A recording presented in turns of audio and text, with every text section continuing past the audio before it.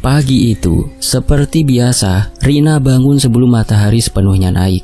Ia menyapu halaman kecil rumah mereka yang sederhana, menjerang air di dapur, lalu menyiapkan sarapan untuk Doni, suaminya. Telur dadar, sambal terasi, dan nasi hangat. Menu kesukaan Doni. Semua tampak biasa, tapi pagi itu terasa berbeda. Doni, lelaki yang dulu memikat hatinya dengan kesabaran dan senyum hangat, kini lebih sering pulang larut malam. Alasan klasik selalu dilontarkan. Lembur, proyek baru dari Pak Haji. Rina percaya. Awalnya ia selalu percaya sampai kepercayaannya mulai lelah, karena jarum jam di dinding tak lagi sejalan dengan kata-kata suaminya. Rina bukan perempuan yang suka curiga. Ia tak pernah membongkar ponsel Doni, tak pernah memaksa ikut saat Doni ada urusan kantor. Tapi belakangan ini ada yang janggal. Doni sering mandi malam-malam dengan terburu-buru. Bajunya berbau parfum perempuan, dan ada bekas lipstik samar di kerah kemejanya. Bukan merah mencolok, tapi rona lembut warna mawar, warna yang tidak pernah ia miliki. Rumah mereka yang kecil itu masih berdiri utuh. Tembok tak retak, atap tak bocor. Tapi Rina tahu, sesuatu dalam rumah tangganya sudah pecah. Retakannya tak terlihat mata, tapi terasa menjalar perlahan di dalam dada.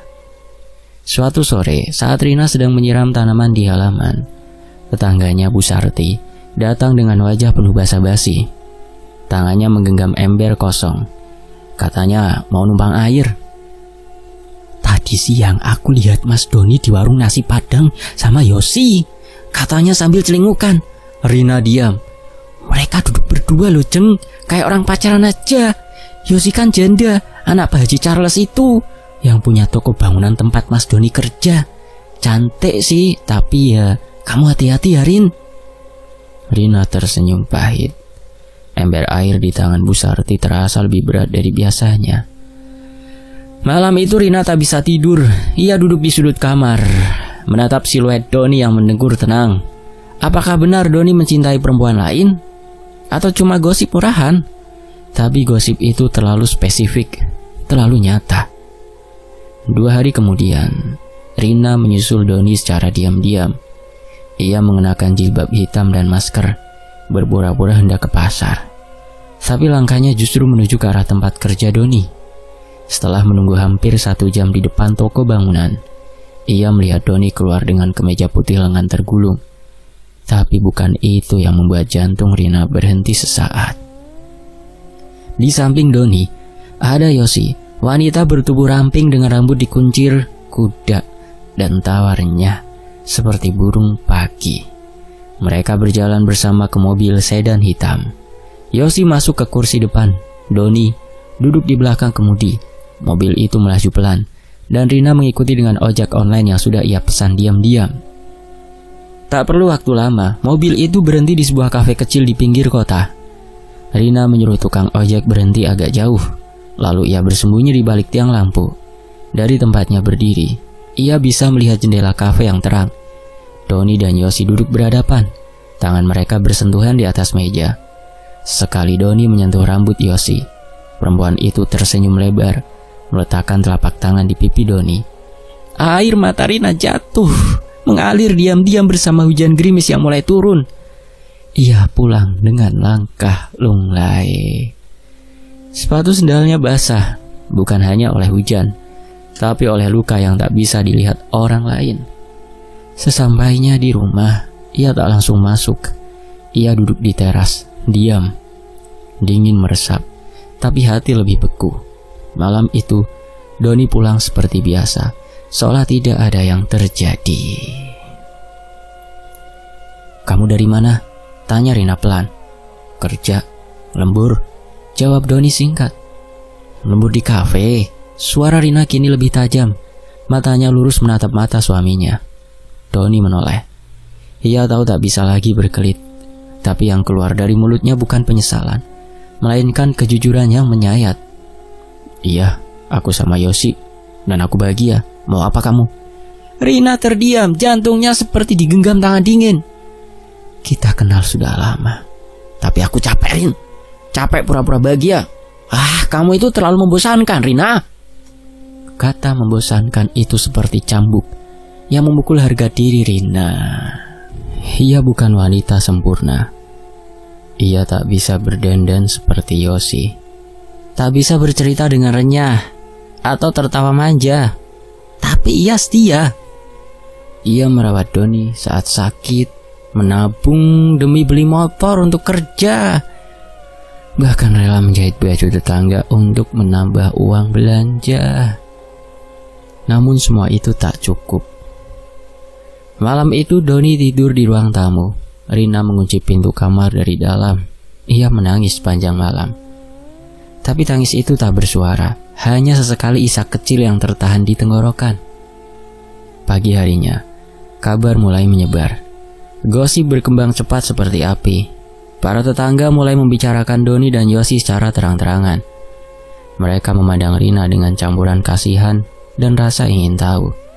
Seakan-akan ia menjadi tontonan, korban dalam drama murahan yang mereka nikmati di sela-sela menyapu halaman.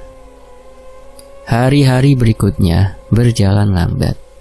Rina masih bangun pagi, masih memasak, tapi tanpa jiwa. Ia seperti hidup dalam tubuh yang kosong. Doni semakin jarang pulang. Sekali datang hanya untuk ambil baju dan pergi lagi. Tak ada maaf, tak ada penjelasan lebih lanjut. Semua orang bilang, sabar Yorin. Tapi tak ada yang tahu, sabar itu ada batasnya. Terutama saat yang paling ia percaya, menusuk dari belakang tanpa perasaan. Sore itu Rina berdiri di depan cermin. Wajahnya tampak lebih tua dari usianya. Lingkar mata hitam, bibir pecah-pecah. Tapi di matanya ada sesuatu yang belum pernah ada sebelumnya. Kemarahan. Kemarahan yang tenang, dingin, dan perlahan berubah menjadi niat yang tak bisa dibatalkan. Sejak malam itu, setelah Doni mengucap kalimat yang mengguncang fondasi rumah tangganya, Rina seperti kehilangan arah. Hari-hari berlalu dalam kabut. Rumah kecil mereka yang dulu bersih dan wangi, kini berdebu. Tanaman di pekarangan layu tak disiram. Piring-piring kotor menumpuk di dapur, dan wajan bekas gorengan terakhir masih teronggok di atas kompor, menghitam. Rina lebih banyak duduk diam di ruang tengah, menatap kosong ke arah televisi yang mati. Sesekali ia menyalakan radio, bukan untuk mendengarkan, tapi untuk mengisi sunyi yang kini terasa mencekam. Ia berhenti menjual kue keliling, berhenti menerima pesanan jahitan, berhenti menerima pesanan donat dari tetangga. Semua seperti tak penting lagi. Lingkungan pun mulai bertanya-tanya, tapi tak ada yang berani menegur langsung. Mereka hanya berbisik saat Rina lewat dengan langkah gontai dan rambut yang tak lagi tersisir. Sampai pada suatu sore, seorang tetangga tua datang mengetuk pintu. Namanya Bumina.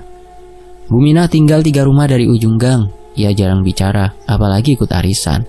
Tapi orang-orang tahu, dia bukan orang sembarangan. Katanya, dia pernah jadi penolong saat anak Pak Raji kerasukan, atau ketika sapi milik Pak Toha hilang dan kembali sendiri. Seminggu kemudian, setelah Buminah memberi minyak putih dan bacaan aneh, Rina membuka pintu dengan enggan. "Boleh saya masuk, Rin?" tanya Buminah pelan. Matanya menyeratkan sesuatu yang sulit dijelaskan. Rina hanya mengangguk. Mereka duduk berhadapan di ruang tamu yang kini lebih mirip gudang. Bau apak menyambut, tapi Buminah tak mengeluh. Ia mengeluarkan sebungkus roti dari tas plastik dan menyodorkannya. "Kamu ndak makan ya, nak?" tanyanya lirih. "Sekarang tubuhmu kok tinggal tulang?" Rina mencoba tersenyum, tapi yang keluar hanya tarikan bibir hambar. Beberapa menit mereka hanya duduk dalam diam, sampai akhirnya Buminah berkata, "Kadang hidup itu tidak adil. Kita udah jaga rumah, jaga hati, membantu ekonomi suami, tapi yang kita sayang malah nginjak kepala kita." Rina menunduk, air matanya menetes pelan-pelan, seperti hujan pertama setelah musim kemarau panjang. "Aku gak minta-minta, cuma pengen tahu, kamu masih kuat bertahan kan?" Rina menggigit bibir. "Aku gak tahu, Bu. Aku cuma pengen dia ngerasain sakitnya ditinggal." Buminah mengangguk pelan, lalu bersandar. Kalau kamu gak tahan lihat dia bahagia di atas penderitaanmu, ada caranya. Ucapan itu menggantung di udara, dingin, seperti angin malam yang merayap dari sela jendela. Aku bukan ngajarinya enggak, lanjut Buminah. Tapi aku tahu rasa itu, pernah juga dihianati. Kadang untuk menyembuhkan kita perlu bikin mereka paham, lewat caranya sendiri. Rina menatap mata Buminah dalam, ada ketegasan di sana. Sejenak ia merasa ditarik oleh sesuatu yang selama ini ia tahan. Aku gak tahu Bu, aku takut. Itu tandanya kamu masih manusia, jawab Buminah cepat. Tapi manusia juga bisa berubah. Kalau rasa sakitnya cukup dalam, orang bisa jadi apa saja. Beberapa hari berlalu, Rina mencoba mengabaikan tawaran Buminah. Tapi setiap kali ia melihat Doni, hatinya kembali tercabik. Puncaknya adalah ketika Doni, tanpa rasa malu sedikit pun, membawa Yosi ke rumah itu, rumah yang ia dan Doni bangun bersama. Batu demi batu, cicilan demi cicilan. Rina mengintip dari balik tirai ketika melihat Doni berhenti di depan rumah. Yosi turun dengan gaun kuning cerah, lalu menggenggam tangan Doni masuk ke dalam. Tawa mereka terdengar jelas dari jendela. Di ruang tamu tempat Rina dulu mengaji surah Yasin tiap malam Jumat. Amarah itu membuncah, sesuatu dalam dirinya patah, dan kali ini tidak ada yang bisa diperbaiki. Keesokan harinya, Rina mendatangi Buminah. Bu, suaranya lirih. Aku pengen dia ngerasain apa yang aku rasain, Bu. Sakit banget, Bu. Buminah tak tersenyum, tak juga menasehati. Ia hanya bangkit dari kursinya, lalu mengambil kerudung tua dari gantungan dinding. Kalau kamu sudah memutuskan, jangan mundur di tengah jalan ya, Nduk. Perjalanan mereka tidak jauh, tapi terasa seperti menuju dunia lain. Mereka berjalan kaki ke arah timur, melewati kebun bambu dan sawah yang mulai mengering. Langit sore tampak muram, seolah ikut merestui langkah mereka. Di pinggir hutan berdiri sebuah gubuk reot, ditutupi dedaunan dan kain lusuh. Di dalamnya, aroma dupa bercampur tanah basah menyambut mereka. Di sudut ruangan, duduk seorang lelaki tua dengan rambut putih panjang dan mata cekung yang tak bisa dibilang ramah. Ia mengenakan kain jarik batik kumal dan kalung dari gigi hewan yang entah milik apa. Inikah dia? Tanya lelaki itu, suaranya berat seperti datang dari dalam goa. Iya Mbah, jawab Buminah. Istri Doni, lelaki brengsek yang bawa perempuan lain ke rumahnya. Lelaki itu menoleh pada Rina, tatapannya menusuk. Tapi Rina tak mengalihkan pandangan. Ia sudah melewati titik malu, yang tersisa hanyalah luka dan amarah. Aku, Mbah Surdi, ucapnya akhirnya. Kamu datang bukan buat minta tolong, tapi buat bikin orang lain sengsara. Rina menggenggam ujung bajunya, tangannya gemetar. Balas dendam itu seperti membakar rumah sendiri demi membunuh tikus, ujar Mbah Surdi datar. Tapi kalau kamu tetap mau, siapkan tumbal, bukan darah, tapi tumbal niat dan jiwa. Sekali kamu mulai, kamu bukan lagi orang biasa. Aku siap, Mbah, kata Rina. Suaranya pelan tapi tegas. Aku sudah kehilangan semuanya. Mbah Surdi mengangguk, lalu berdiri dan mengambil sebuah wadah tanah liat. Di dalamnya ada segenggam rambut, tanah kuburan, dan serpihan kaca. Ia menaruh semuanya di atas kain mori yang dibentangkan di lantai. Ini ritual santet pertama. Akan aku arahkan ke perempuan itu yang menyakiti hatimu, yang merebut suamimu. Siapa namanya? Namanya Yosi, Mbah, jawab Rina tanpa ragu. Mbah Surdi mulai komat kamit. Mulutnya bergerak cepat seperti membaca bahasa kuno yang hanya dia dan makhluk lain yang paham. Asap dupa mulai memenuhi ruangan, membuat kepala Rina pening. Tapi ia tak bergerak. Ini harga dari niatnya, dan ia harus menuntaskan. Tiba-tiba lampu minyak di pojok ruangan padam sendiri. Angin dingin menerobos masuk, membuat tirai kain berkibar hebat. Seekor burung hantu melintas, menjerit di kejauhan. Mbah Wiryo berhenti membaca, lalu menatap Rina. Sudah, sekarang tinggal tunggu. Dalam 7 hari dia akan mulai merasa panas di badan, tidur gak nyenyak. Bayangan hitam akan mengikutinya kemanapun dia pergi. Rina menelan ludah, wajahnya pucat, tapi hatinya terasa entah. Ada rasa bersalah, tapi juga lega. Seolah ia baru saja melemparkan beban ke jurang dan menunggu bunyi jatuhnya. Mereka pulang larut malam. Bu Mina tak banyak bicara, hanya sesekali melirik Rina. Di ujung gang, sebelum berpisah, ia berkata, "Ingat Rin, jalan ini tidak bisa balik. Tapi kalau kamu udah masuk, jangan ragu. Ragu cuma bikin kita dimakan mereka." Rina masuk ke rumahnya sendiri dengan langkah pelan. Ia duduk di lantai, menatap dinding kosong. Untuk pertama kalinya sejak lama, ia tidak menangis. Tapi hatinya terasa asing, seperti bukan miliknya lagi.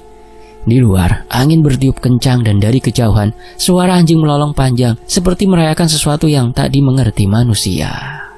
Sudah 2 minggu, Yosi tinggal di rumah baru bersama Doni. Di awal-awal semuanya terasa manis. Doni bahkan sempat berkata kalau hidupnya kini terasa ringan, seolah beban masa lalu telah benar-benar lepas. Tapi semua berubah cepat, pelan-pelan, seperti kabut yang merayap masuk ke kamar tanpa suara. Malam pertama Yosi mendengar suara itu, ia pikir hanya angin, sebuah desisan panjang dari arah dapur. Tapi saat ia ke sana, tidak ada apa-apa. Pintu tertutup rapat, kompor mati, tapi lantai basah seperti bekas kaki seseorang. Ia tak bilang apa-apa ke Doni. Tapi malam berikutnya suara itu datang lagi. Kali ini dari kamar mandi, seperti ada yang menggerus lantai pakai kuku. Yosi menggigil. Saat pagi datang, ia mendapati bekas memar di lengannya. Bulat, ungu, seperti dipegang dengan sangat keras. Ia menangis di depan Doni, tapi Doni hanya mengernyit, mengira Yosi sedang stres karena baru pindahan. "Gak usah mikir aneh-aneh, mungkin kamu tidur keguling tadi," katanya, tanpa rasa simpati. Namun saat Yosi mulai muntah darah keesokan harinya, Doni panik. Ia membawa ke klinik, lalu ke rumah sakit, tapi hasilnya nihil. Semua dokter bilang tubuh Yosi sehat, tidak ada yang salah. Tapi Yosi terus meracau. Di malam hari, ia mengigau sambil menangis, menyebut nama seseorang. Rina, maafin aku Rina, jangan tarik aku." Pak Haji Charles, ayah Yosi mulai khawatir. Ia menyewa perawat pribadi, lalu memanggil dokter dari Jakarta. Tapi tak ada hasil. Yosi semakin kurus, mata cekung, kulitnya memucat seperti mayat hidup. Akhirnya Pak Haji menyerah. Ia mendatangi seorang ustadz terkenal di kota. Tapi setelah ustadz itu datang dengan membaca ayat-ayat ruqyah, yang terjadi justru sebaliknya. Yosi menjerit, lalu tertawa. Suaranya berubah berat, seperti laki-laki. "Dia sudah kubawa. Jangan campuri urusan ini, tua bangka." Ustadz itu pucat. Ia hanya bisa menggeleng dan berkata, "Ini bukan jin biasa. Ini kiriman dan sangat kuat." Doni mulai kehilangan pegangan. Ia tak bisa tidur. Matanya cekung. Setiap malam ia mimpi yang sama. Rina berdiri di sudut kamar. Rambut panjang menutupi wajah dan matanya hitam seperti lubang neraka. Sementara itu di rumah kecilnya, Rina duduk tenang di depan jendela. Senyum kecil menggantung di bibirnya. Ia menyulam dengan tenang, sesekali tertawa kecil, seperti menonton komedi. Tak jauh dari sana, Pak Haji Charles menerima kabar. Kontrak suplai bahan bangunan kepada sebuah proyek dibatalkan sepihak tanpa alasan. Rekan bisnis menghilang. Ia mematung di ruang kerjanya, keringat dingin mengalir pelipis. Satu demi satu mereka mulai hancur. Dan Rina tahu, ini baru permulaan. Kemenangan memang tak selalu dengan tawa. Kadang ia datang bersama air mata orang lain. Malam itu, langit pekat tanpa bintang. Udara dingin menusuk kulit, seperti ada yang mengintai dari balik gelap. Jam menunjukkan pukul 1:33 saat seseorang mengetuk pintu rumah Rina. Ketukannya berat, tidak sabar, seperti tangan yang tahu apa yang ia cari. Rina mengintip dari celah jendela. Sosok renta berdiri tegak di beranda, mengenakan sorjan lusuh. Rambut panjang putih tergerai seperti benang kapas terbakar. Wajahnya keriput, namun matanya tajam, menyala merah sama seperti bara. "Mbah Surdi," bisik Rina tercekat. Ia membuka pintu. Mbah Surdi melangkah masuk tanpa diminta. Aroma tanah basah dan dupa yang basi menyeruak memenuhi ruangan. "Kamu sudah membangunkan yang lama tertidur. Kemarin denganku bersama Mbak Mina. Kamu masih ingat kan? Apa konsekuensinya?" Suara Mbak Surdi berat, serak seperti suara dari dalam sumur. mereka kenyang darah. Sudah menjalankan tugasnya sesuai arahanmu, tapi sekarang mereka minta lebih. Rina menelan ludah, tangannya gemetar. Saya cuma ingin membalas, Mbah. Mereka minta apa lagi, Mbah? Dendam itu seperti api. Kau kira kau kendalikan, padahal kau sedang dibakar. Ucap Mbah Surdi menatap Rina lama. Aku mau mengingatkan padamu, Rina, hati-hati. Lalu ia pergi, tak berkata apa-apa lagi. Tak menoleh, hanya meninggalkan hawa dingin dan tatapan kosong di ruang tamu. Setelah kepergian Mbah Surdi, rumah Rina mulai berubah. Cermin kamar tidur memantulkan wajah yang bukan miliknya. Wajah seorang perempuan dengan mata kosong dan luka di leher. Suara tangisan terdengar dari loteng, padahal rumah itu tak punya loteng. Dan tiap malam, bayangan hitam duduk diam di ujung ranjang. Hanya diam, tapi membuat dada sesak seolah udara direnggut paksa. Rina tak tahan, ia lari ke rumah Buminah, perempuan tua yang dulu membimbingnya dalam ritual pertama. Bu, tolong, ada yang datang setiap malam, aku takut, Bu. Buminah hanya menatap kosong. Ia tak membuka pintu pagar, hanya berdiri di balik pintu kayu yang tua dan berderit. Kamu sudah main terlalu dalam. Itu bukan duniaku lagi.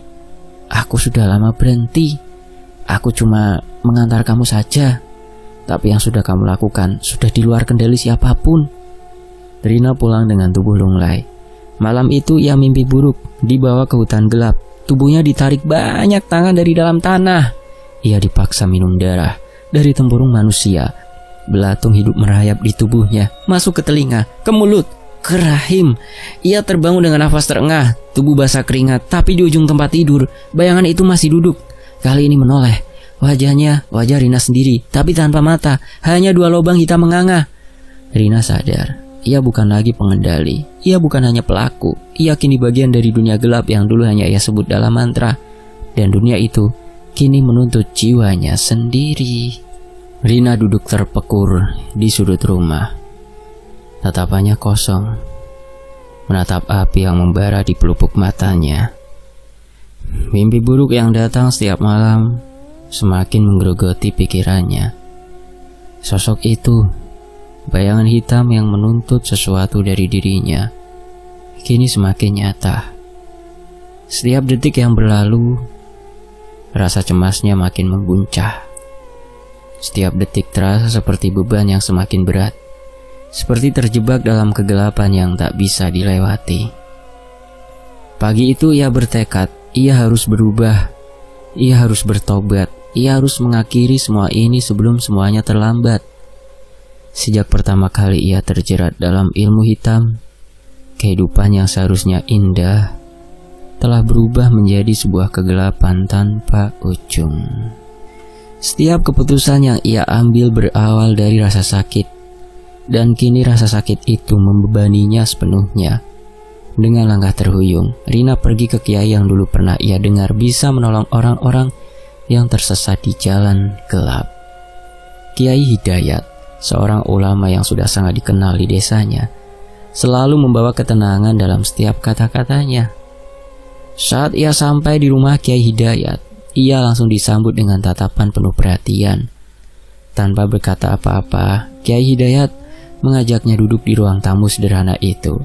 Hanya ada lantai beralaskan tikar dan dinding kayu yang sudah usang. Tidak ada kemewahan yang terlihat di sini. Semua serba sederhana, namun udara yang terasa begitu tenang. Apa yang kamu bawa, nak?